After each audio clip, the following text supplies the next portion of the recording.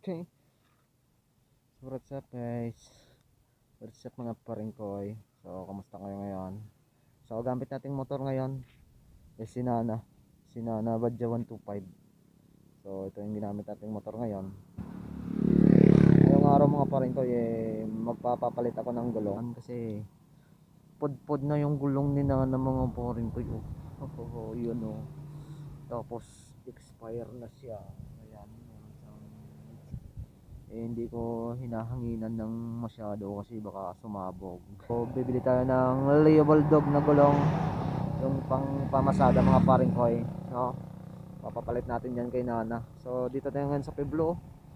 Grabe, napakainit mga paringkoy. Tapos tong gulong natin sa ulihan, may plano ko palitan ng medyo malaki-laki kasi maliit to 2.50 lang to mga paringkoy.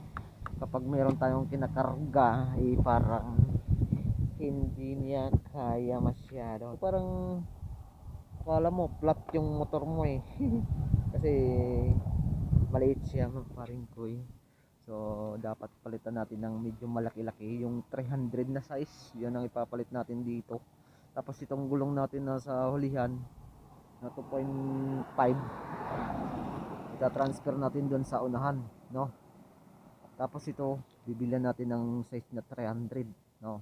So ta-transfer natin mamaya, papatransfer natin kapag nakabili na tayo ng gulong na 300 kasi 2.5 lang to, 2.50 by 17, no? Ilalagay natin dito sa unahan kasi pudpud na to, no? Yan, no? Pudpud na kasi mga paringkoy. So hanap tayo ng gulong dun sa Siri. Samahan nyo na ako mga paringkoy, punta tayo ng Siri doon, tapos bibili tayo ng gulong na 300.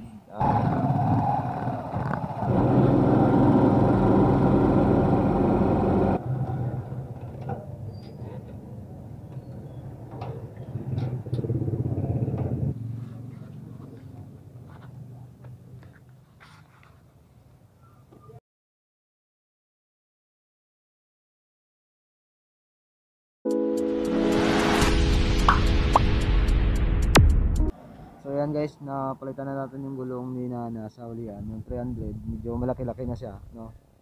So yung gulong niya sa ulian, nilagay natin dito sa unahan. Yan, palitan natin. So Leo Bulldog na gulong yung binili ko para sa long distance, no? Para kapag umuwi ka ng tapas, so kapag may karga, so matibay siya, di ba? Di ba yung Leo. So halagang 710 lang. At saka yung interior niya na 100 plus. So 1,000 lahat, pati pagpakabit ko, bayad ko yung mga pakalingkay. Yan, yung sa kaunahan, no? Dito yung sa walian, yung Bulldog na 300 by 17. So yan ang mga paringkoy na palitan na natin siya. So ready to travel na tayo mamaya sa uwi ng tapas, no? Diba? Good sa. Tapos nagano ka nun kanina, nagtanong ako ng tambutso ng Badja. So yung binta nila doon is 1,500 yata yung tambutso. So kapag nagka-budget tayo, papalitan natin tambutso ni Nana ng stainless. Guys, grabing init oh. Napakainit ng panahon dito tayo ngayon sa Pueblo din Panay. So yun lang guys, nakatapos na yung ating vlog ngayon. Tapos na, nakapagpakabit na tayo ng gulong. So uwi na ako sa bahay at manananghalian. Nagutom na tayo. Yan lang ang video natin ngayon. So maraming salamat sa panonood. Thank you for watching guys. Sa SBB na lagi nagsasabing mas mabuti ng mabagal basta safe. Bye bye.